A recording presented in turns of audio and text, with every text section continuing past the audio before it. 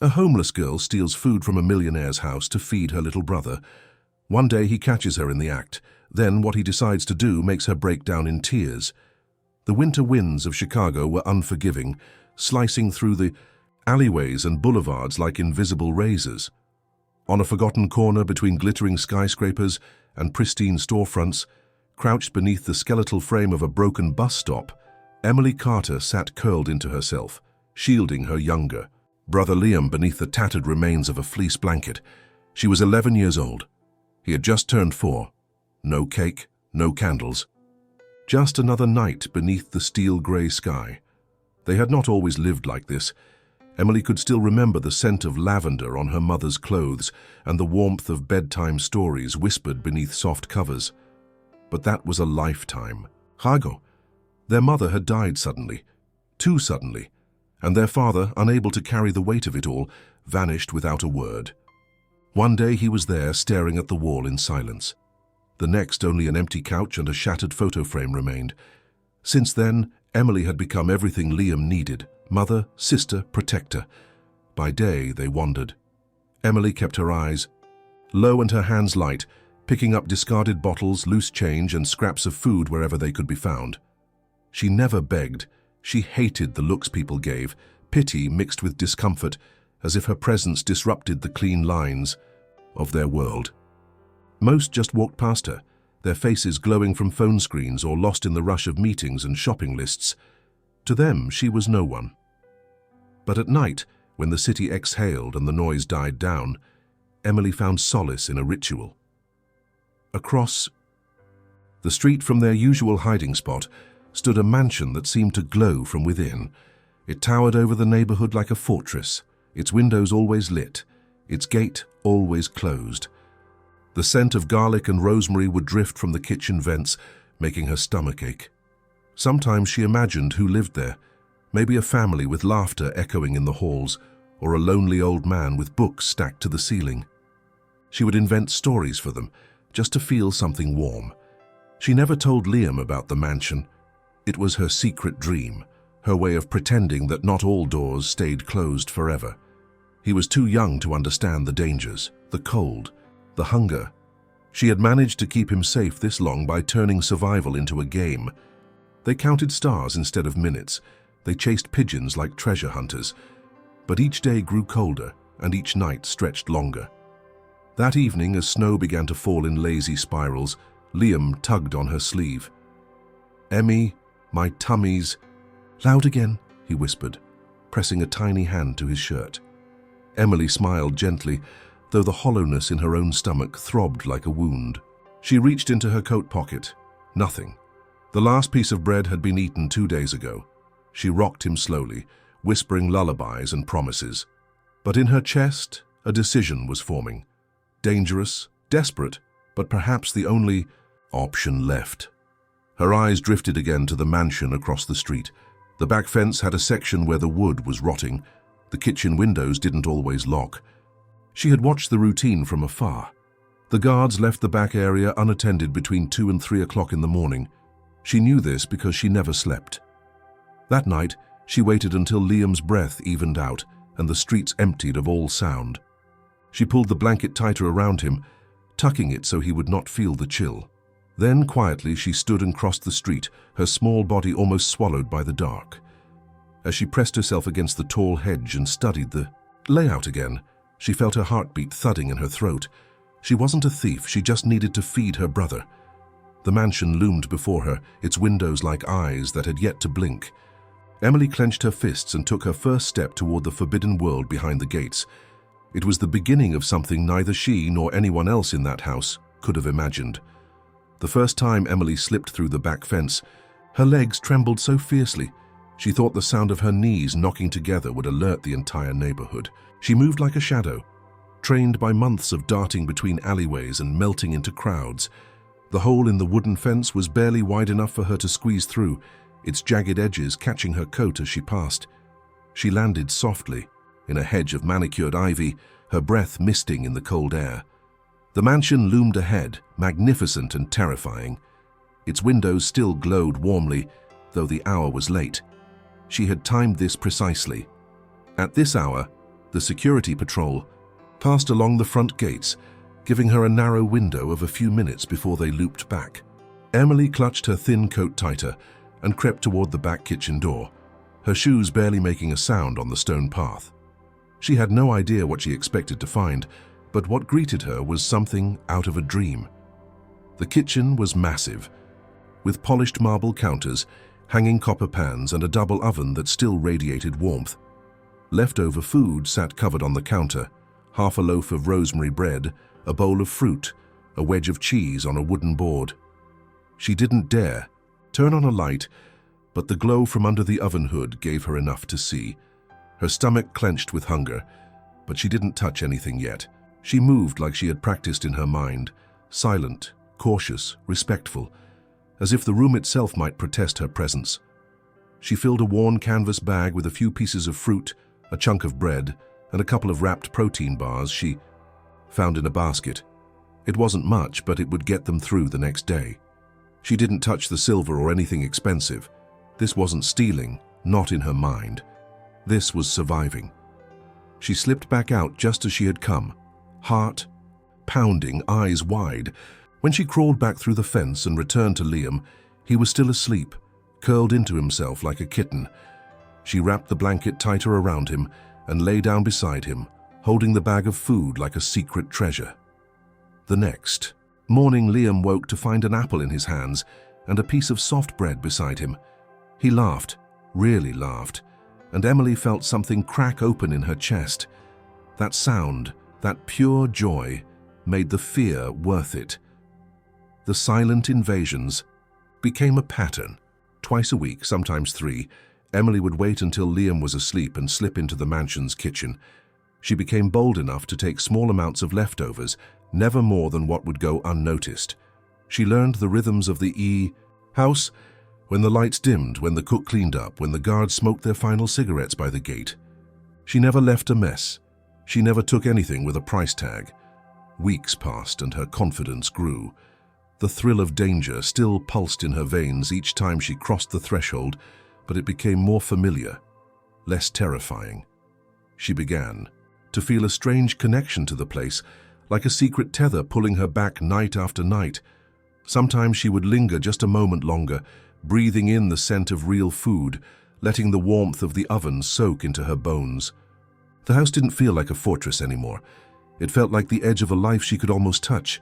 Still, Emily was careful. She never left tracks, never made noise, never stayed too long. She washed the soles of her shoes in puddles so as not to bring in dirt. She taught herself to open and close the door with the same soft touch the staff used. She moved like a ghost, unnoticed, unseen, unfelt. But houses like that were built on vigilance, and no system stays unwatched forever. One night, as Emily prepared to exit with her usual bundle of bread and fruit, she noticed a new glint on the doorframe. Something small, dark, and barely visible in the low light. It wasn't there before. She crouched and peered closer. A sensor no bigger than a coin blinked once in faint blue before going still. Her blood ran cold. She didn't know much about technology, but she knew enough to recognize that she had triggered something. Panic rose in her throat, but she fought it back. She forced herself to retrace her steps, carefully resetting everything the way it had been. She closed the door softly, wiped the handle, and slipped back through the garden. But the walk back across the street felt heavier than usual, as if invisible eyes now followed her every move. She didn't sleep that night. Instead, she sat with Liam pressed against her side, watching the mansion with a gaze that held both wonder and fear. The food still warmed her pocket, but it no longer felt like a triumph. She had pushed too far. She had become visible. The next day she didn't go back, nor the day after. But the cold returned with force, and Liam's cough, the one he had developed last week, sounded worse. She had no choice. They had no other source of food. She would go one last time, she told herself. Just once more. She would be even more careful. She would be invisible again. She waited until 3 o'clock in the morning, when the world was at its quietest. She crawled through the fence, slower this time. Her eyes scanned for new sensors, for signs of guards, for anything out of place. The kitchen was dark, still. The sensor blinked again, but she was ready for it. She moved around it, quick and deliberate. She reached the pantry, selected a few wrapped bars and turned to leave. That's when she heard it, a sound that hadn't echoed in weeks of these visits. A voice, low, male, calm. "You've been here before." Emily froze. Her legs locked, her hands tightened around the bag. She turned slowly toward the voice. A tall figure stood in the doorway. He wasn't shouting, he wasn't holding a weapon. He didn't even look surprised. He stood with his arms folded, watching her like someone who had just confirmed a long-held suspicion. She didn't recognize him, but she knew who he had to be, the owner of the house. The man behind the locked gates and glowing windows, the one whose world she had only dared to touch. Jonathan Blake. Her throat tightened, the bag slipped slightly in her grip. For the first time in weeks, she had no plan, no way out. Only the sharp breath of winter behind her, and the eyes of a man who suddenly saw her not as a shadow, but as something real. For a moment, neither of them moved. The silence inside the mansion felt heavier than the cold air outside. Emily stood paralyzed, her hands still gripping the cloth bag that now seemed to weigh 1,000 pounds. Her heart thundered in her chest. She stared at the man standing just beyond the doorway, tall, broad-shouldered, dressed in tailored grey slacks and a sweater that clung to his frame like it had been made just for him. His face was pale and composed, his hair meticulously combed back, but there was something in his eyes that made Emily's stomach twist. It was not anger, not yet, but it was close.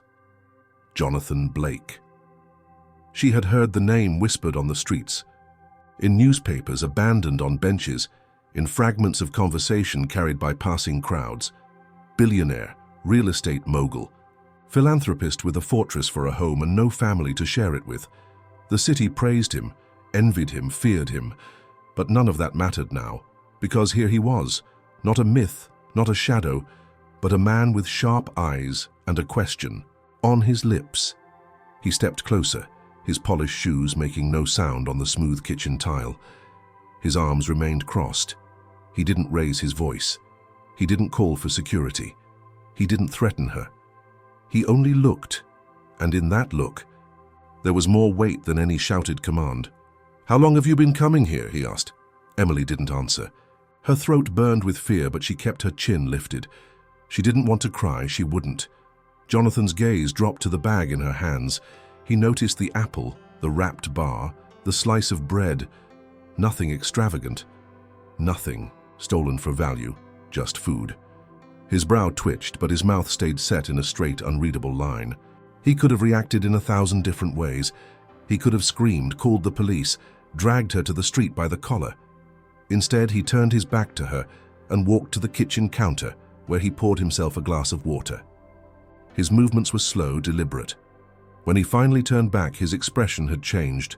The anger hadn't disappeared, but it had been joined by something else. Curiosity, maybe. Or caution. "Put the bag down," he said.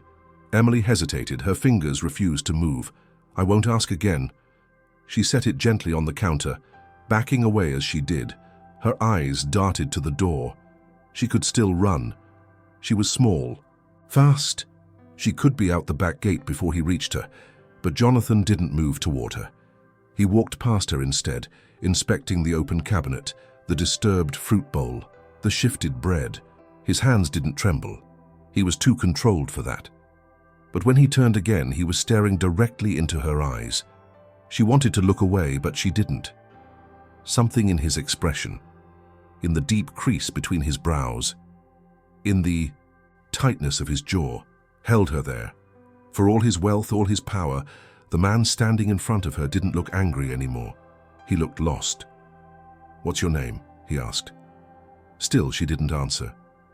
"You're not here to rob me," he said, more to himself than to her. "You've been careful, you take only food. You don't touch anything else. That censor was silent until last night." He took a slow breath and stepped back from the counter. "You're feeding someone else," he added. "That's why you come back." Emily flinched. Jonathan's eyes sharpened. He had struck a chord. "A sibling?" he guessed. "A brother?" Her lips parted, but no words came.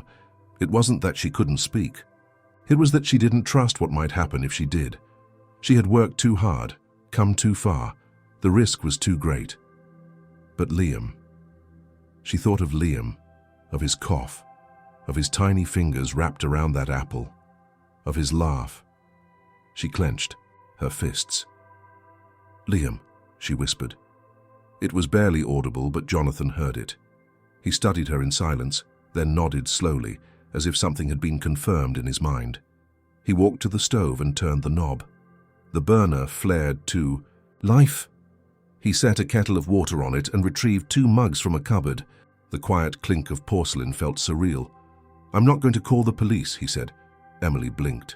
"Not yet," he added, and her heart jumped. "I want to know why you chose this house."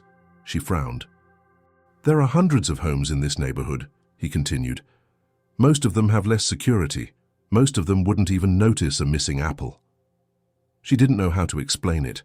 The light, the warmth, the feeling that this house had been calling to her without words. She didn't have language for that. "I thought it was empty," she lied. Jonathan didn't believe her, but he didn't press. The kettle whistled softly. He poured hot water over a tea bag and set the cup on the counter near her. She stared at it, unmoving. "Sit," he said. She didn't. He sat instead. The silence stretched between them like a tightrope. Emily stood near the door, ready to flee, but something kept her rooted. Maybe it was the tea. Maybe it was the fact that this man, this billionaire, was not what she expected. He wasn't warm, but he wasn't cruel either. Not yet. "I'll ask you again," he said. "What's your name?" Her throat tightened again. "Emily." "Last name?" She hesitated. "Carter." He said nothing for a moment. Then he repeated it as if tasting the name. "Emily Carter." He sipped his tea. She remained standing. He didn't smile. He didn't offer comfort. He simply nodded once, then stood and collected the bag of food she had set down. He handed it to her. Her eyes widened. "You said—" "I said I wouldn't call the police," he interrupted. "I didn't say I would let you take anything." She stared at the bag, uncertain. He set it on the counter again, then turned back to her. "Come back tomorrow." Emily froze. "What?" "You heard me." She didn't understand. She had expected punishment, a chase, a warning. Not this. "Why?" Jonathan didn't answer. He walked past her back into the hall. Before he disappeared, he looked over his shoulder. "Because I want to know why a child walks alone into strangers' homes in the middle of the night without fear." Then he was gone. Emily stood alone in the kitchen, the bag untouched, her mind a storm. When she finally slipped out of the house and back across the street to Liam, she clutched the warmth of his sleeping body like an anchor. She didn't sleep. Tomorrow had never sounded so heavy. Emily had never known a night to stretch so endlessly. Time hung suspended, each second, drawn out by uncertainty, fear, and a strange flutter of something she couldn't quite name. Not hope. She didn't allow herself that luxury. But curiosity, perhaps. Confusion. A haunting echo of the man's voice saying, "Come back tomorrow." She didn't understand his motive. She had seen too many people turn cruel behind soft eyes. Adults always had rules, conditions, traps disguised as kindness. Still, dawn came and went, and she stayed near Liam, watching him breathe as the cold wind tried to slip beneath the edges of their blanket. She didn't touch the food. Jonathan had let her take. She didn't even open the bag. It sat untouched beside her, as if using it would make the entire night real, as if the moment she tasted that bread, she would owe him something. When evening returned and the city dimmed again, she weighed the decision as if it might cost her life. She could run. She could find another neighborhood, another shelter of shadows. But she didn't. Something deeper, quieter, pulled her back. She didn't tell Liam where she was going. She just wrapped him tightly and kissed the top of his head, whispering the words she always did. "I'll be right back." She passed through the hole in the fence, crept across the garden and reached the kitchen door. It was unlocked, That alone nearly sent her running. She stepped inside. This time, he was waiting. Jonathan Blake sat at the long kitchen table. Not a paper in sight. No phone, no laptop, no staff. Just him and two plates set side by side. One held warm pasta, steam still rising from it. The other identical. He didn't move when she entered. He didn't speak right away. He just looked up and gestured toward the chair opposite him. Emily hesitated at the threshold, her hand still gripping the doorframe. He didn't speak until she was fully inside. "You came back," he said, not surprised. "You told me to." "I did." She approached the table like it was a trap. She didn't sit. She stood beside the chair, arms crossed, unsure whether this was kindness or the beginning of something worse. Jonathan gestured to the food. "It's not poisoned if that's what you're thinking." She didn't smile, didn't respond. Her eyes remained sharp, her body tense. He leaned back in his chair, studying her again. "I want to know what happened." Her silence answered for her. "Emily," he said, "you don't strike me as someone who likes small talk, so I'll ask directly." She met his eyes. "Why? Are you stealing food from my house?" "I'm not stealing," she said, voice tight. His eyebrow rose. "I didn't take anything you'd miss," she added. "Missing something doesn't make it less theft." She didn't flinch. "It's survival." He nodded slowly. "For you and Liam."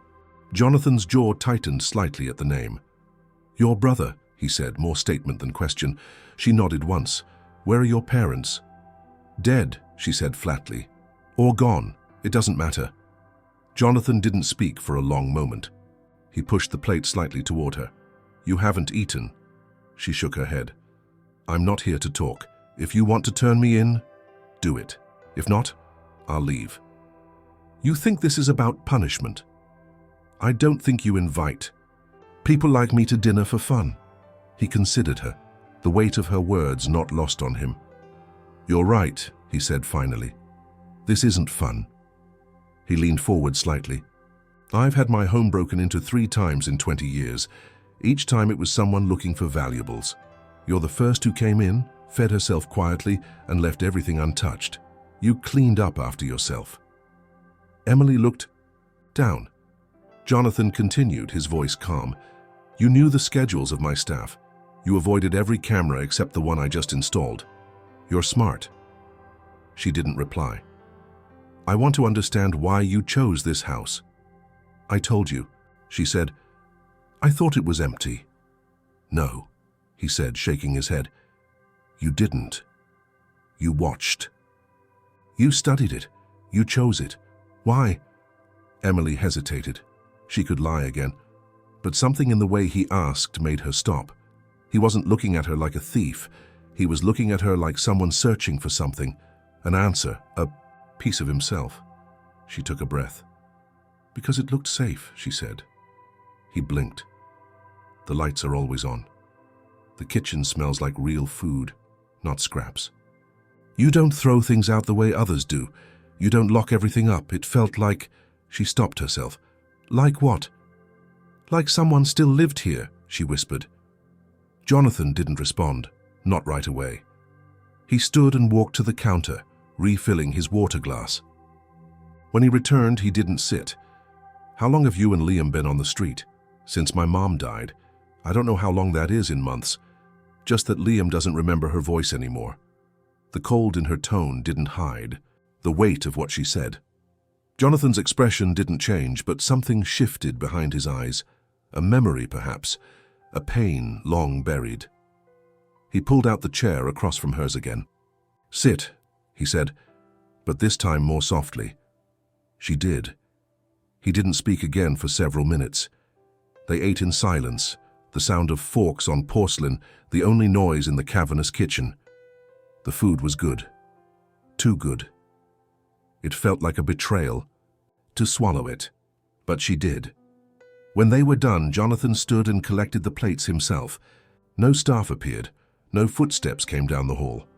He looked at her one last time before she stood. "You'll come back tomorrow," he said, not a question. Emily frowned. "Why?" "Because I said so. I don't take orders from you." He smirked slightly. "Fair. Then come back because I'm offering something." Her chest tightened. "What?" He opened the fridge and retrieved a second bag of food, pre-packed. "You can take this to Liam." She reached for it, eyes wary. "And tomorrow," he added, "you come back. Same time, we talk, you eat, that's the deal." "What's in it for you?" He didn't answer. She took the bag, turning toward the door. "Emily," he said. She looked back. "You're not invisible anymore. That comes with risk, but also opportunity." She didn't reply. She stepped into the night, the door closing behind her. She wasn't sure what had just begun, but it no longer felt like just survival. The next night, Emily returned. She didn't try to convince herself otherwise. She didn't hesitate. She kissed Liam's forehead as he slept and crossed the street again, her steps slower this time. More cautious, not from fear and from uncertainty. She wasn't used to being invited, and invitations, in her experience, always came with strings.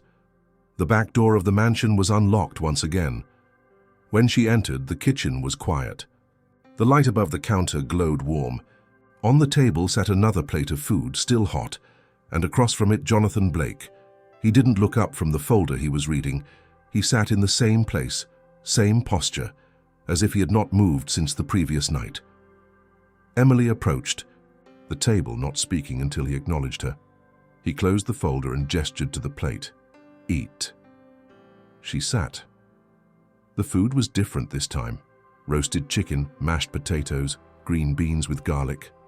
Real food, heavy food, the kind of meal she hadn't tasted in years. She picked up the fork, wary of the silence between them, and began eating. Jonathan sipped his water and watched her for a while before speaking. "How long were you in school?" Emily chewed, swallowed, and set her fork down slowly. "Third grade. I had to stop after my mom died." "Can you read?" She narrowed her eyes. "Yes." "How well?" "Well enough." Jonathan leaned forward slightly, folding his, hands on the table. "Do you want to learn more?" Her expression hardened. "What does that have to do with anything?" He ignored the question. "Do you?" She didn't answer immediately. The fork hovered in her hand, the food suddenly tasting different, like it might vanish with the wrong reply. "Yes," she finally said, low and reluctant. Jonathan nodded. "Good." He stood, walked to a drawer, and pulled out a thin book. He returned to the table and placed it in front of her. It was a children's reader, thick, pages, bright cover, simple words. "What is this?" "Your new job." Emily blinked. "You come here every evening," he continued. "You eat, you read, you learn, that's the exchange." She leaned back, suspicion written all over her face. "Why?" "Because you're not stupid," he said plainly. "And you've gone long enough pretending the world doesn't owe you anything." "It doesn't." He stared at her, unfazed. "It also doesn't forgive you for surviving." She opened the book slowly, fingers grazing the inside cover. "I'm not doing this for you," she said. "I don't expect you to," he replied. She looked up. "What about Liam?" "I haven't forgotten him." He didn't elaborate. She didn't press. That night she read 2 pages aloud. Her voice trembled on the longer words, but she didn't stop. Jonathan corrected her only once quietly, then let her continue. She felt the strange tension of the room stretch thinner. Not gone, not broken, but changed. It wasn't just a test anymore. It was something else taking shape. Over the next days, the routine settled into something unfamiliar, but steady. She arrived at the same hour. The back door was always open. The food changed, sometimes soup, sometimes grilled sandwiches, once even pancakes, and always came with something to take back to Liam. They never spoke while she ate. Jonathan didn't ask about the streets, about how she cleaned Liam, or kept him warm, or how she handled the dangers. She didn't volunteer the answers, but after dinner the book would come out, and every time she read a little more. Every time her voice grew stronger. On the 5th night, she arrived to find not just the book but a sheet of paper. It was a page with large printed words and blank lines beside them. "What's this?" she asked. "A test." "I didn't agree to a test." "You agreed." "To learn." She scowled but sat down. "I'm not doing this for a grade." No one's grading you. I'm not a kid in school. Then prove it. She picked up the pencil and began to write. Jonathan watched in silence, but Emily could feel something behind his stillness, a kind of tension that wasn't about her. When she finished, she pushed the paper across the table. He picked it up, scanned the answers, and nodded once. He didn't smile, but he said, "Better than I expected." Is that supposed to be praise? It's not an insult. That night, she left with a backpack. Not her usual ragged one, but a newer one Jonathan had placed beside the door. It had a blanket, a few small books, and food. She said nothing about it. Neither did he. The 6th night, she arrived early. Jonathan was in the kitchen, speaking quietly with a woman, older, well-dressed, with a calm voice. When she saw Emily, the woman smiled.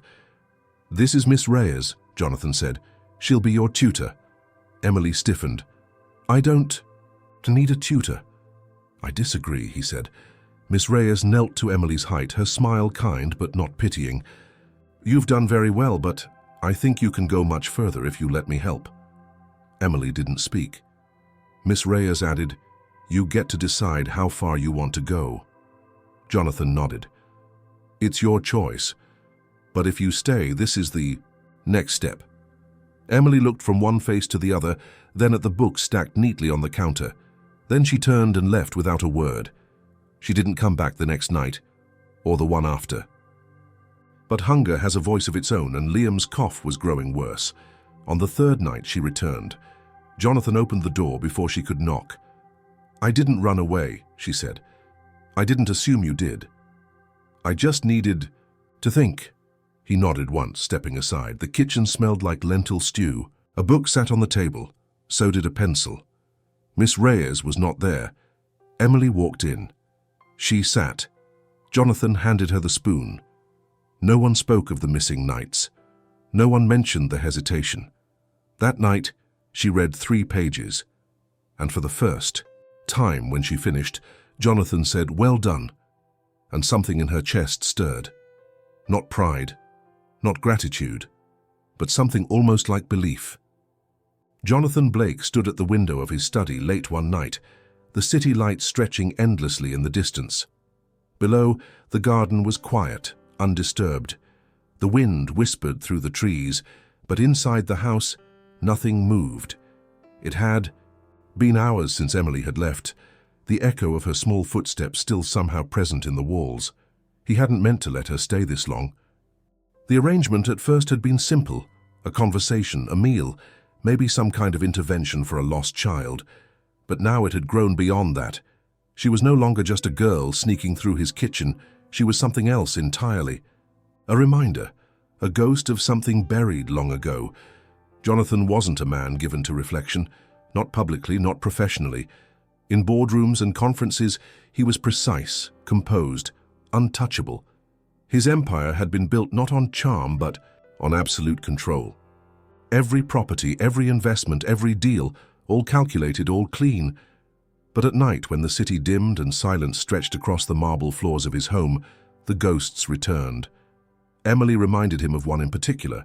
Her name had been Clara. She had been 10 years old the day she died. Jonathan had been 15.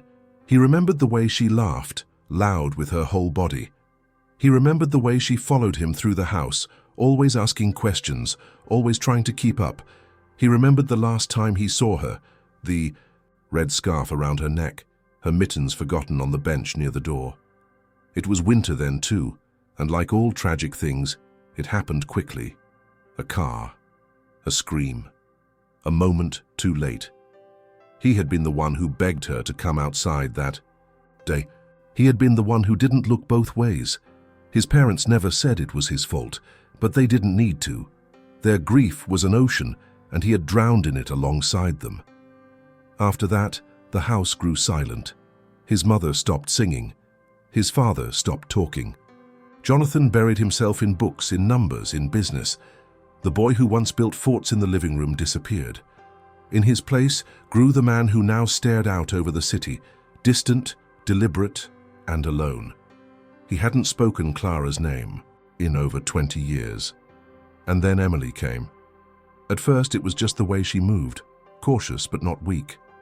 Then it was the way she spoke, not politely, not softly, but honestly, even when afraid. And finally, it was the way she refused to accept kindness without cost, as if she had already learned that nothing was ever given freely. That trust was a currency spent only by fools. Clara had been like that too toward the end, after their parents' arguments had grown louder, after Jonathan had started coming home later from school just to avoid them. Clara had started watching him differently, not with the blind adoration of a younger sibling, but with worry. She had known something was wrong, and she had followed him outside that day, maybe just to keep him close, maybe to protect him. Emily was not Clara, but she had Clara's fire. Jonathan saw it each night she sat at his table, spine straight, eyes alert. Even when she read from children's books, she carried herself like someone older, someone who had lost too much too soon and no longer believed in softness. And yet, she came back. Every night, she came back. He started preparing for her visits like one would prepare for a meeting. He asked Miss Reyes to tailor the lessons around stories with strong female leads. He stocked the kitchen with food he thought she might like, simple, filling. He kept the conversations short, knowing that pushing too hard would send her running. But one evening after she had left, he found a drawing tucked beneath her. Plate. It was done in pencil on scrap paper, a crude sketch but detailed in its own way. 2 stick figures stood beside a tall house. One had long hair. The other was holding something. A book, maybe. Between them a line of text. Not family, but something. He stared at the drawing for a long time. He didn't ask her about it the next night. Instead, he offered her a new notebook. For writing, if you prefer that to drawing, he said. She took it wordlessly, eyes unreadable. The house, once quiet, began to change. Not dramatically, not visibly. But there were differences. A second bowl on the table each morning, even when Emily hadn't stayed the night. A jacket in her size hanging on the back of the kitchen chair. A toothbrush in the downstairs bathroom. Little things, details. As if the house itself had started to remember what it meant to make room for someone else. Still, Jonathan never talked about Clara. He hadn't even spoken her name aloud since the funeral, but the memories crept in more often now. He would hear Emily's laugh, rare but real, and think of the way Clara used to snort when she found something especially funny. He would watch Emily bristle at compliments and remember how Clara once punched a boy in school for calling her adorable. The similarities were not in appearance or voice, they were in fire, in the refusal to be pitied. One night, as Emily read aloud from a story about a lost dog and a boy who found him, Jonathan didn't interrupt when she paused. She frowned at a word, tried again, then looked up. "What's abandoned?" she asked. He looked at her. Not with surprise, not with pity, just quietly. "It means left behind," he said. She considered that. "On purpose?" "Sometimes." She looked back at the page. "Did someone abandon you?" she asked suddenly, the question flung like a pebble into water. Jonathan didn't answer. Right away. He stood, walked to the window. "Yes," he said finally. "A long time ago." She didn't press. But she didn't look away either. That night, when she left, she paused at the door. Her hand on the knob, she turned back. "You don't talk much," she said. "You do," he replied. "That's because I'm scared," she said. Jonathan nodded. "I used to talk more," he said. "Before." "Before what?" He looked at her, and for a moment something unspoken passed between them. A bridge made of memory and loss. "Before I stopped believing people could stay." She didn't say anything. She stepped out into the cold. Jonathan stood in the quiet, the door closed, the memory of her voice, lingering like warmth after fire. He still didn't believe in second chances, but he was starting to believe in showing up for someone who did. The changes came subtly, like the first signs of spring after a long, cruel winter, almost imperceptible but undeniable. Emily still walked with the cautious posture of someone who had learned never to let her guard down, but her eyes no longer scanned each room for exits the moment she entered. Her hands still flinched at sudden sounds, but they rested longer on pages now, and her voice grew steadier with every word she read aloud. The girl who once crept into the mansion like a shadow was still there, but something softer was beginning to emerge beneath the surface. Not weakness, but a different kind of strength. One rooted in being seen. Jonathan noticed it in the way she began arriving a few minutes earlier each night, as if the house had begun to pull her in rather than merely receive her. He noticed it in the way she lingered after dinner, sometimes asking questions, sometimes offering small stories about Liam. Never much, never emotional, but enough to suggest that she no longer saw their exchange as a transaction. She had not yet admitted that she trusted him, but she was beginning to act like she might. It was Miss Reyes who suggested that Jonathan meet Liam. "He's still just a ghost to me," she said one evening after Emily's lesson, "and I think it's starting to hurt her that you only ever ask about him, never him directly." Jonathan sat at the head of the long dining room table, a report open in front of him, unread. "Emily doesn't want him to be involved. She's made that clear. She wants him protected," Miss Reyes corrected, "not hidden." Jonathan said nothing. The tutor closed her folder and added, "Besides, it might be good for both of you." That night, instead of sending Emily off with the usual bundle of food, Jonathan placed a folded note inside the bag. "Bring Liam tomorrow, just for a moment." Emily said nothing when she read it, but the next evening she returned not alone. Liam stood beside her, a tangle of wild brown hair and wide eyes, clutching her hand like it was the only thing keeping him grounded. He was smaller than Jonathan expected, not in height, but in weight, like someone who hadn't been full in far too long. Emily spoke before Jonathan could say a word. "He doesn't talk to strangers." "That's fine," Jonathan said. "I'm not expecting conversation." He crouched slightly, eye level with the boy. "Hi, Liam." Liam looked at his sister, then back at Jonathan, saying nothing. Jonathan didn't press. He turned to Emily. "There's a room upstairs. It's small, but it's warm, has a bed, quiet, no one uses it. If he wanted to sleep there sometimes, he could." Emily's expression didn't change, but something in her shoulders shifted. "Not alone," she said. "No, just a place, if you ever needed it." She didn't answer. But that night when she left, she didn't take Liam back across the street. She let him stay, in the room with the bed, in the house with lights that never turned off. Emily herself didn't sleep there, not yet. She wasn't ready to surrender that much. She stayed where she had always stayed, curled near the base of the old bus stop, her coat pulled tightly around her, but her eyes drawn constantly back to the mansion. It was no longer just a symbol of what she couldn't have. It was something else now, and a question, an offering. Over the next few weeks, the changes accelerated. Jonathan arranged for a quiet doctor to visit and examine Liam without making it feel like a clinic. He arranged for new clothes to be left in Emily's size, always with the tags cut off, as if they had belonged to someone else. She resisted them at first, but eventually stopped objecting. When she thought no one was looking, she wore them. Miss Reyes began meeting with Emily twice a week instead of once. The books got longer, the words more complex. Emily asked for a dictionary, then a notebook, then a second one when the first filled. She began writing in the margins of her assignments, not about herself but about the stories, how they could have ended differently, what the characters should have done. She still didn't share her own story, but the way she imagined others said more than she realized. One afternoon, Jonathan found her alone in the study, her fingers grazing the spines of books she didn't yet understand. "You can read anything in here," he said. She looked at him sharply. "Even the locked drawers?" he smirked. "Everything that doesn't require a key." She nodded, then picked up a volume on world geography. Later that night, she said, "I didn't know cities had underground trains." "They do," he said. "Do you think Liam would like it?" Jonathan paused. "I think he'd be amazed." The next week, he arranged a quiet ride on the subway. Just one station, just the three of them. Liam said nothing, but his eyes sparkled the entire time. Emily didn't say thank you. She didn't need to.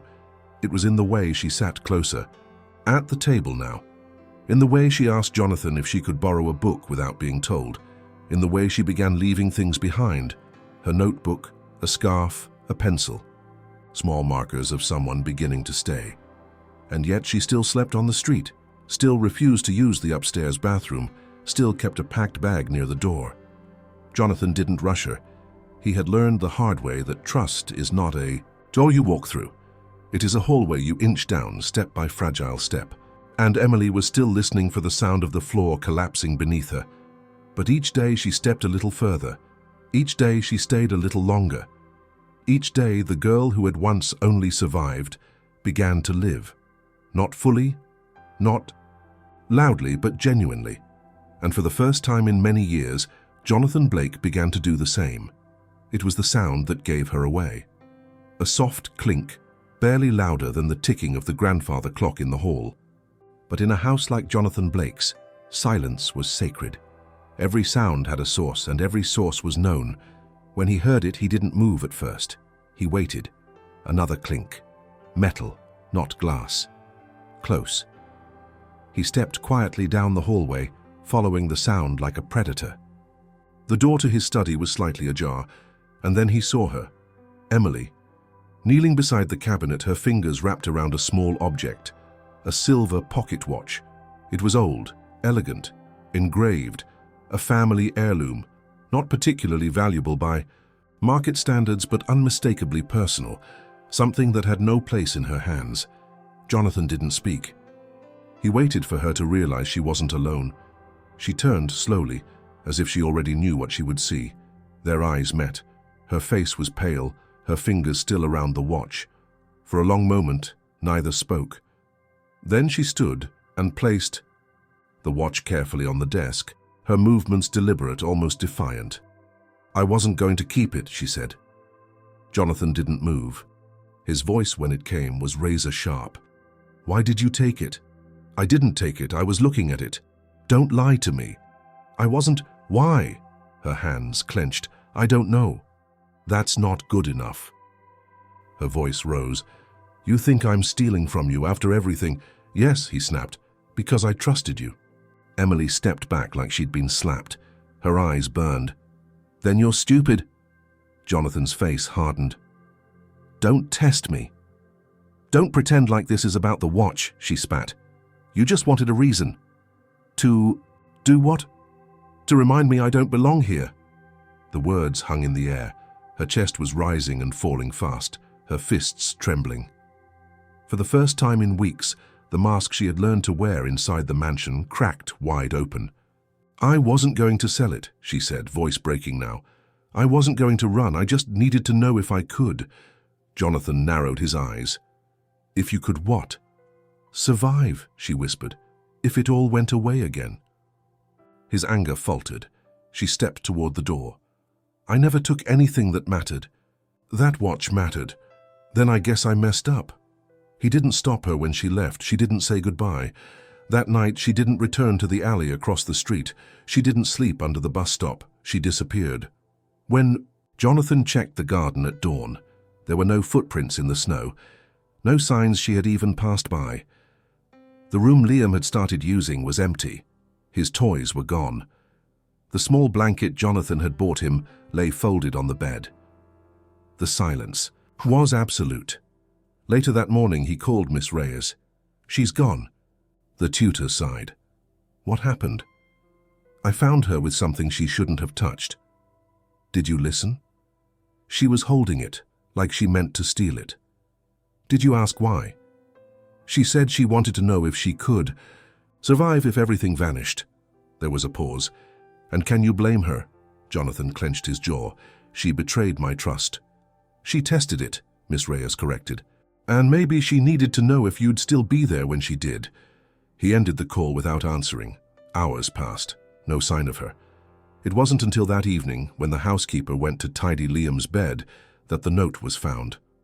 Folded, written in pencil on a scrap of lined paper, barely legible. "I wasn't going to run. I just wanted to be ready in case we had to. I didn't want Liam to go hungry again. I'm sorry I touched it. Please don't blame him." Jonathan read it once, then again, and again. He didn't sit down. He didn't speak. He just stood there, the paper in his hands, the words echoing in his mind. It wasn't the watch. It was fear. A contingency plan. A desperate insurance policy, created by a girl who had never had any. It wasn't greed, it wasn't betrayal, it was survival, pure and raw. She had lived too long without knowing if food would come the next day. And somewhere deep inside her, she had started to hope. Hope that terrified her. So she had made a backup plan. And he had failed her. He had reacted like the world always did, with judgment instead of understanding, with walls instead of questions. That night, he left the kitchen light on. He placed a new bag of food by the back door. He unlocked the gate. She didn't come, not the next night either. He told himself she had moved on, that she would be fine. But something inside him didn't believe it. And something else, and something colder, began to feel very much like regret. The housekeeper's voice had been soft when she called for him, her usual calm tinged with hesitation. She rarely asked for Jonathan Blake's attention directly. Her duties were clear, her presence nearly invisible. But that morning she stood just outside the guest room Liam had once used and said his name only once. When he arrived, she handed him a small folded piece of paper. No envelope, no name on the outside, just a delicate crease where it had been pressed and tucked beneath the child's pillow. He opened it slowly. The handwriting was clumsy, uneven, clearly not written in haste, but also not in comfort. Every letter seemed chosen with the weight of consequence. I only wanted to know that if we had to leave, we wouldn't be starving. Again, I'm sorry I scared you. I didn't steal it. I just needed something, just in case. Please don't let Liam think he did anything wrong. He liked the blanket.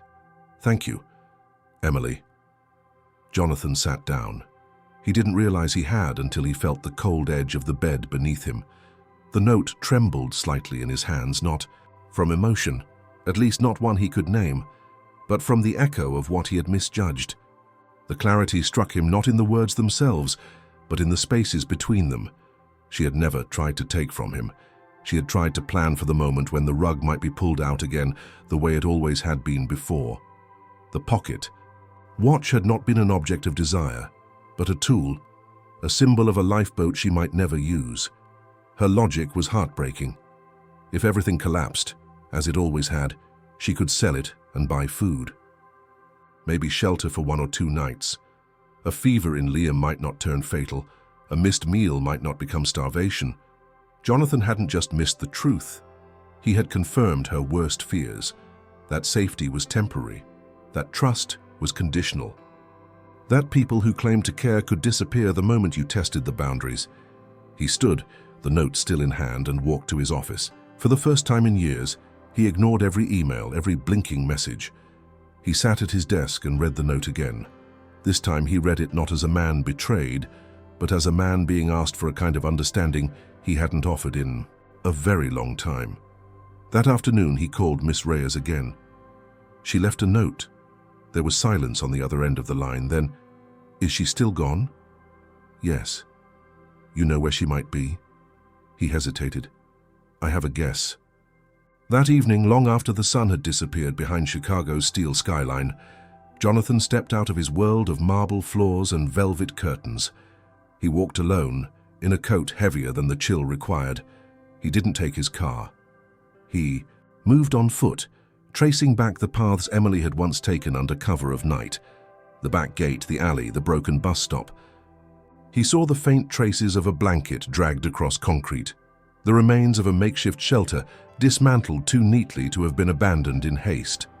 And then, a few blocks down, near an underpass that shielded the wind but amplified the cold, he found what he hadn't expected: Liam.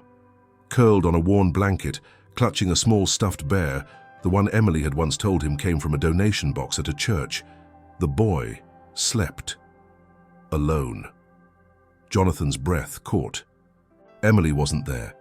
He knelt beside the boy, not touching him, not daring to wake him yet. His eyes searched the shadows, the gaps between columns, the distant shapes of figures on benches and cardboard. Then he heard it. A voice, low, guarded. "You shouldn't be here." He turned. Emily stood a few feet away, arms crossed over a coat, 2 sizes too big, her eyes narrow and unreadable. "I came for Liam," he said. "He's fine. He's alone." "I wasn't far." "That's not the same." She didn't respond. He rose slowly. "You left a note. I didn't want him to think you kicked him out." "And me?" She shrugged. "You were right to be mad. I was wrong." That stopped her. "I thought I saw a thief," Jonathan said. "I didn't realize I was looking at a girl who never had a plan B before." She looked away. "I should have asked," he added. "You don't ask people like me," she said, voice quieter now. "You just wait for us to mess up." He didn't deny it. "I've lived too long expecting the worst," he admitted. "But that doesn't mean I have to keep living that way." Emily's arms dropped to her sides. "Why are you really here?" "Because Liam shouldn't sleep on concrete." "And me?" "Because I shouldn't have let you walk out thinking you were just a mistake." She stared at him for a long time, not blinking, not moving. Then she said, "You left the light on?" "Yes." "Every night?" "Yes." "Why?" "So you'd know I hadn't closed the door." A gust of wind swept through the underpass. Liam stirred but didn't wake. Jonathan stepped aside. "Can I carry him?" She nodded. He lifted the boy gently, wrapping the blanket tighter around him. They walked back in silence. When they reached the mansion, the kitchen light was still on. The door unlocked.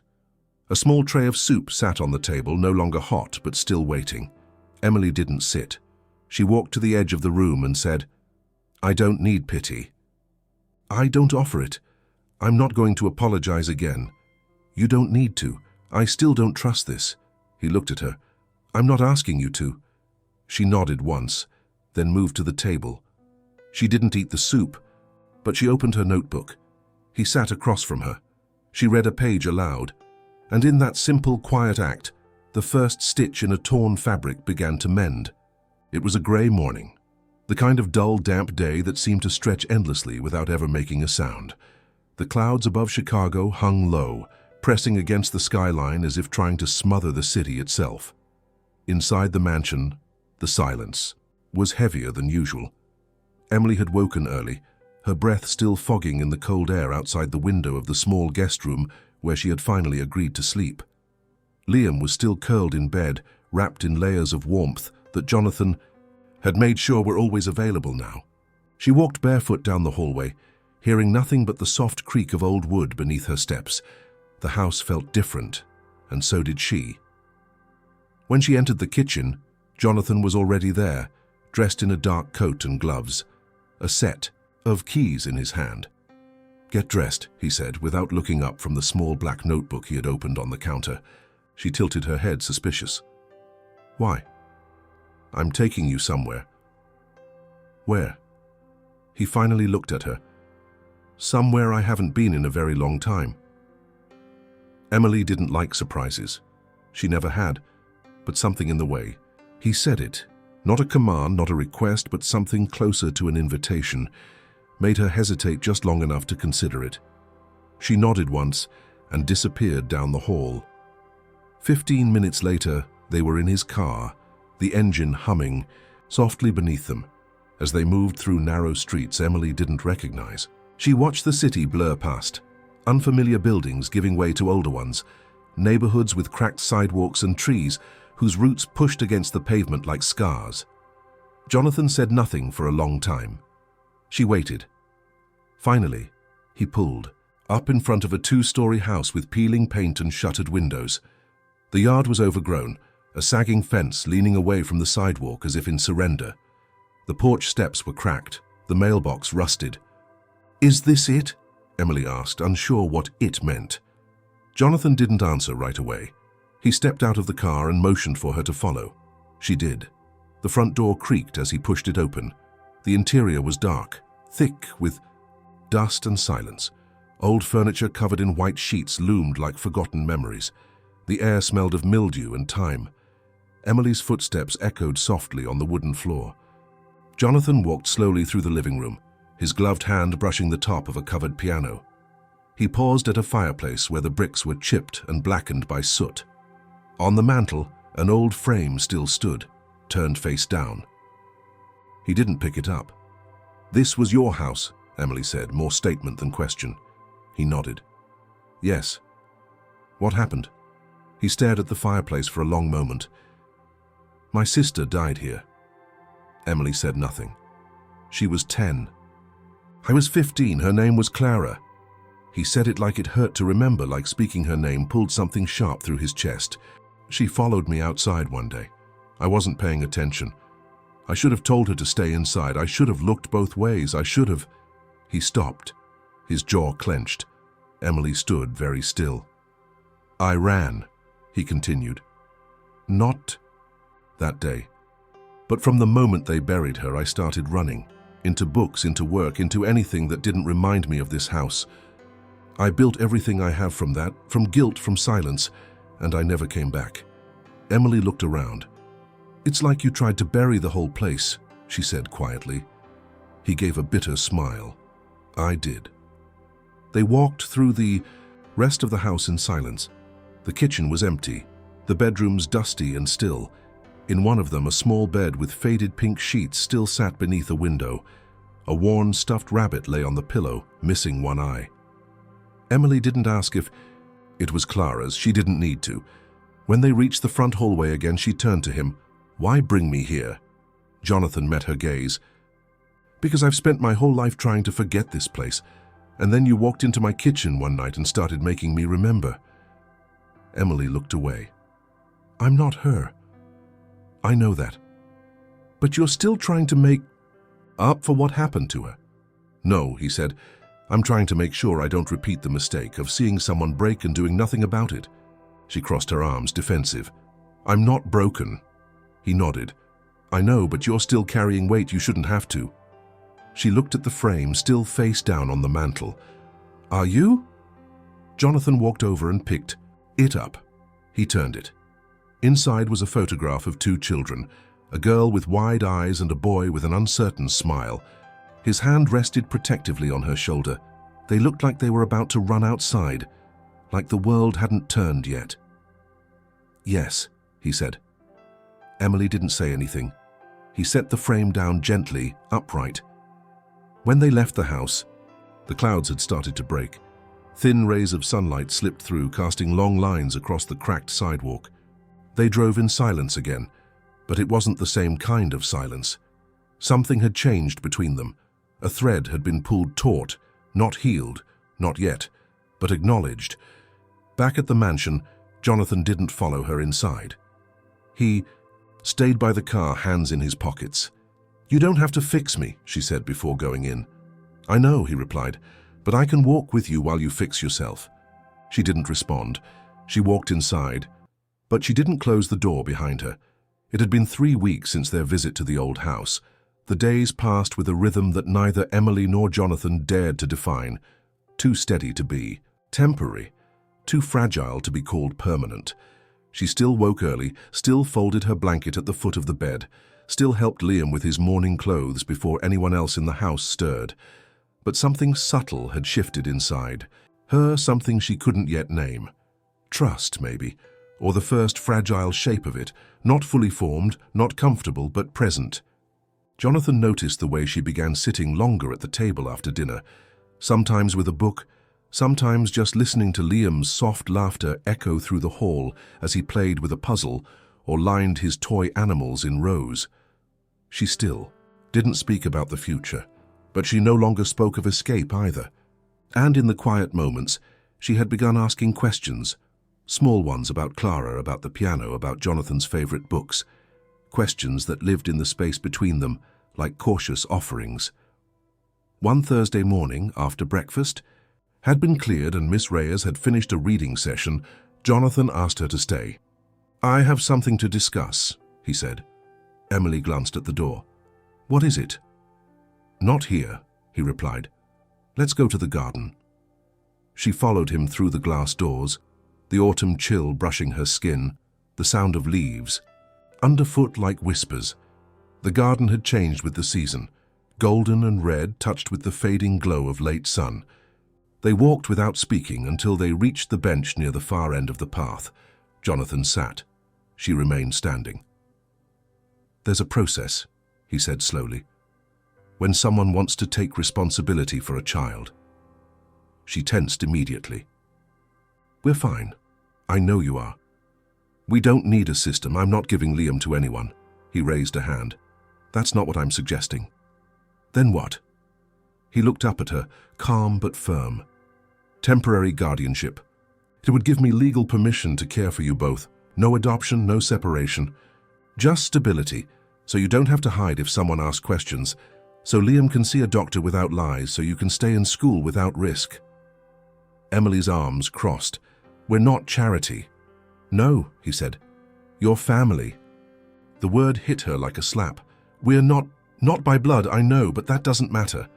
She looked away, her jaw clenched. "What if I say no?" she asked. "Then nothing changes today. You still eat here, sleep here, study here. I won't throw you out. But you'll want to." "I won't." She hated how calm he was, how patient. It made her feel like a cornered animal, not by force but by kindness. And kindness was harder to fight. He stood and walked a few steps forward, his voice quieter now. "When Clara died," he said, "I stopped believing I could be anything to anyone. I built my life to make sure no one ever had to depend on me again. And then one night you broke into my kitchen." Emily didn't speak. "I didn't help you out of guilt," he added. "I helped you because I saw someone who reminded me what it meant to care." She looked down, her throat burning. "You don't owe me anything," he said, "but I'd like to do this. For you, for Liam. If you let me." Emily shook her head, confused, overwhelmed. "It's not that simple." "No," he said. "It never is." That night, she didn't eat much. Liam noticed her silence and asked what was wrong, but she just smiled and said she was tired. After he fell asleep, she walked the hallways of the mansion for what felt like hours. She stopped by the kitchen, the study, the stairwell where she had first seen the framed photographs of people she didn't know. She stared at one now, a picture of a younger Jonathan standing next to a woman and a boy she assumed was his father. The smile was stiff, uncertain. She understood it. In the morning she was gone, no note this time, no message, just absence. Jonathan waited until evening before calling Miss Reyes. "She ran again," he said. "Did you expect her not to?" "I thought maybe. She's 11, the tutor reminded him. "And she's never known what it's like to have someone stay." The next day passed in silence. On the second morning before sunrise, the front gate buzzed. Jonathan opened the door himself. Emily stood there, hair damp from fog, eyes red, holding Liam's hand. "I didn't run," she said. "I know. I just had to think." He stepped aside. She walked in. That evening, when the social worker arrived with the papers, Emily sat beside Jonathan, silent but present. She didn't speak during the meeting. She didn't look up when the pen was placed in front of her. But when Jonathan signed his name, she did not stop him. It wasn't until the visitor left, the papers filed away and the front door clicked shut behind them, that Emily sat very still on the couch, hands in her lap. Jonathan turned to her. "You're safe now." Her shoulders trembled, and then, without warning, her face crumpled, and she buried her hands in her sleeves. The tears came all at once, not soft, not graceful, but raw and gasping. She curled forward, silent sobs racking her thin frame, the kind of crying that only comes when something long held finally breaks loose. Jonathan didn't speak. He didn't reach for her. He simply waited. When she could finally breathe again, she whispered into her hands, "I didn't think anyone would ever want us." Jonathan's voice was quiet. "You were never unwanted." She looked up, eyes swollen. He nodded once. And for the first time since her mother died, Emily Carter cried not from fear or hunger or rage, but from relief. The days that followed passed with a quiet unfamiliarity, like learning to breathe in a room where the air had always been scarce. For the first time in what felt like a lifetime, Emily didn't have to wake up wondering where her next meal would come from, or whether the blanket would be enough to keep Liam warm.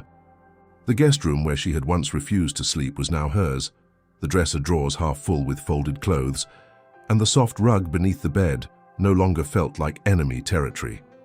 The edges of her existence had softened, though she still moved with caution, the instinct to run not entirely gone but dulled beneath the steady rhythm of safety. Jonathan adjusted slowly as well. His once quiet mornings, punctuated by the crisp turn of newspaper pages and silent coffee, were now interrupted by the sounds of cereal boxes being opened, spoons clinking against bowls, and the occasional squeal of Liam laughing at something only he understood.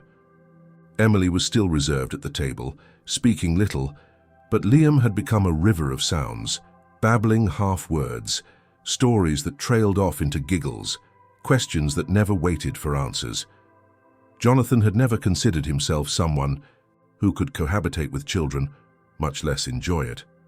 But there was something healing in the chaos, in the small fingers tugging at his sleeve to show him a crayon drawing.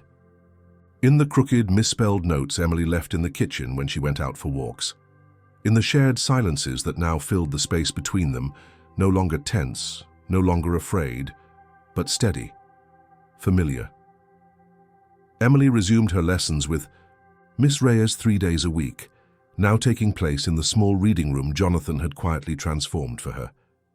The walls, once lined with outdated legal volumes, now held children's books, beginner novels, flashcards, and a growing collection of Emily's own writing, pages covered in bold, uneven letters and sentences that wavered between observation and confession.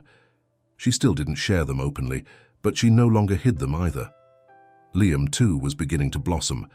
Jonathan had arranged for him to attend a nearby preschool, part-time, gentle hours, a safe place with kind staff and warm snacks.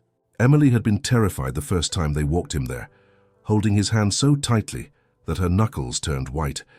She had stayed at the door long after he disappeared into the colorful classroom, her body frozen in silent dread. But when he returned that afternoon, holding a paper crown and smiling like the sun, something in her posture shifted. She didn't say thank you, but she didn't argue about going again. Evenings became their ritual. The three of them at the table, sometimes eating in silence, sometimes talking in slow, cautious bursts. Jonathan didn't push. He let the conversations grow naturally. Liam's recounting of his day, Emily's small comments about a book, or a strange dream she had. He began to recognize their moods, their silences, the rhythms of their presence. Emily, once invisible, now moved through the mansion like someone trying to believe she belonged. One night she lingered in the kitchen after dinner, alone. Jonathan entered quietly and found her staring at the oven, arms folded. "What's wrong?" he asked. She didn't look at him. "Do you ever get scared it'll go back to how it was?" He considered the question. "Yes, sometimes." "Even now?" He nodded. "Even now?" She turned to face him. "So what do you do?" "I stay," he said, "even when it's hard." She thought about that for a long moment before replying. "I don't know if I'm good at staying." "You don't have to be," he said. "You just have to keep trying." The next morning, he found a note taped to the fridge in crooked handwriting. "Still here." He smiled for the first time in weeks. The transformation was not dramatic. There were no sudden declarations of love, no grand moments of realization.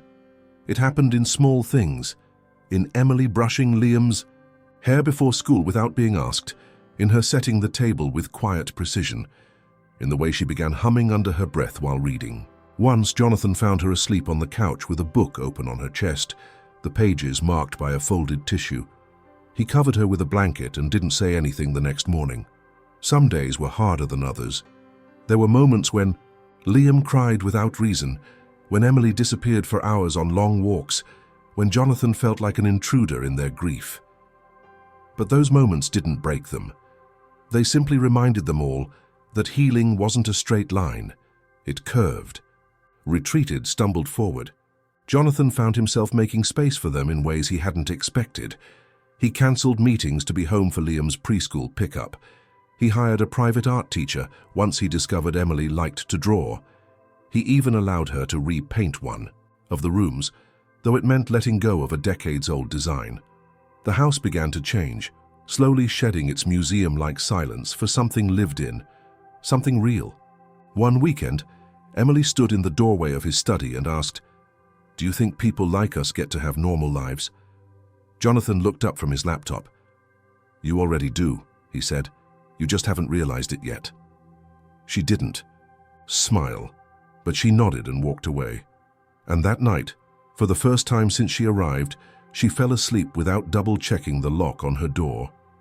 Years had passed, enough time for the seasons to turn over themselves again and again, for habits to harden into memories, and for a fragile life once built on instinct and fear to bloom into something steady.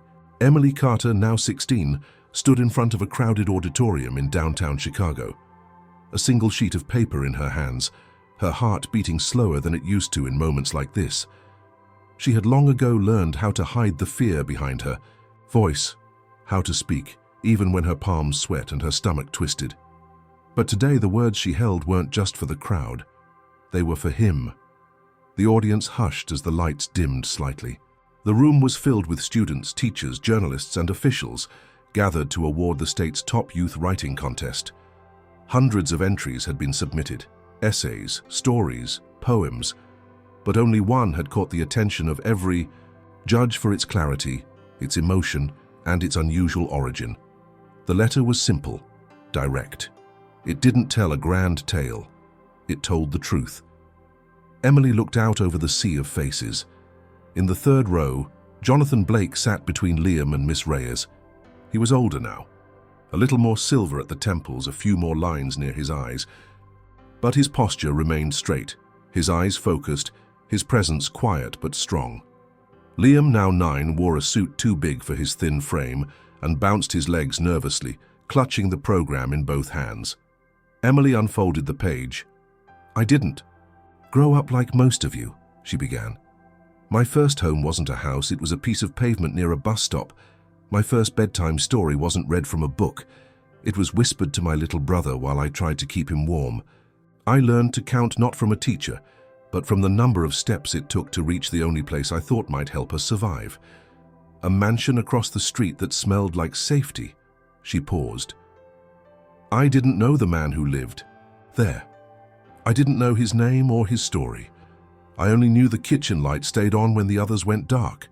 And so I went there again and again, because sometimes survival isn't about courage. Sometimes it's just about not stopping." Her voice didn't shake. She had practiced this, not because she needed it to be perfect, but because she wanted it to be honest. "I never expected anyone to notice me. I was invisible by design. Being seen was dangerous, being remembered was a risk, but that man, he saw me. He didn't save me with money. He didn't change my world with a car or a check. He sat me down and asked if I could read." There was a murmur of quiet laughter from the audience, but she didn't smile. "That question changed my life." She looked at Jonathan. "He taught me what staying meant, not just in a house, in a heart. He didn't fix me. He didn't erase what had happened before. He gave me space to grow beyond it. He gave Liam a bed and safety. He gave me books and questions and silence, the kind that listens, not the kind that judges." The room was completely still. "I wrote this letter for him. I submitted it because my teacher said it might help someone else see the invisible. Kids, but the truth is I wrote it because I never got to say it the way I wanted." She looked down at the page, then back up again. "To Jonathan Blake, you didn't rescue us. You didn't save me with your name or your wealth. You saved me when you let me cry after signing those papers. You saved Liam when you put his drawing on your fridge. You saved us both when you stayed." Jonathan's eyes glistened, but he didn't blink. Emily closed the letter. "Thank you for not looking away." The applause was immediate, not the polite kind, not the kind that comes at the end of obligation. It was loud, earnest, sustained. Emily stepped back from the microphone, her chest tight, her throat dry, but her eyes found Liam's and he gave her the widest grin she had seen in years. Later that evening, as people filtered out of the auditorium and congratulations were exchanged, Jonathan approached her in the quiet hallway outside the main doors. She stood alone, the plaque from the award tucked under her arm. "You embarrassed me," he said. She raised an eyebrow. "You deserved it. I didn't expect that." I didn't expect any of this. He looked at her, the light from the street lamps catching the edges of her face, which had changed so much and yet still carried the core of the girl who once walked barefoot across icy sidewalks. "You've grown," he said. "I had a good foundation." They stood in silence for a moment. Then she handed him a folded copy of the letter. "It's yours now. You don't have to hang it or frame it. Just don't lose it." "I won't." She started to walk away but turned back once more. "Do you remember the first thing you said to me?" He thought for a moment. "I asked if you were stealing." She smirked. "Before that, you said, 'You've been here before.'" He nodded. "You had. Many times." "Well," she said, turning fully now, "I'm still here." He watched her disappear down the hallway toward Liam, who was now trying to balance the plaque on his head. The boy laughed when it fell. She picked it up and playfully scolded him, her voice lighter than it had ever been in those early days. The next morning, a headline ran in a local paper, "From streetlight to spotlight, teen's letter to billionaire guardian captures the heart of the city." And beneath it, the subhead. She didn't ask for a hero. She just needed someone who wouldn't look away. Emily didn't see herself as brave. Jonathan didn't see himself as extraordinary. But together, they had built something unshakable, not from wealth or charity or obligation, from the quiet, stubborn decision to stay,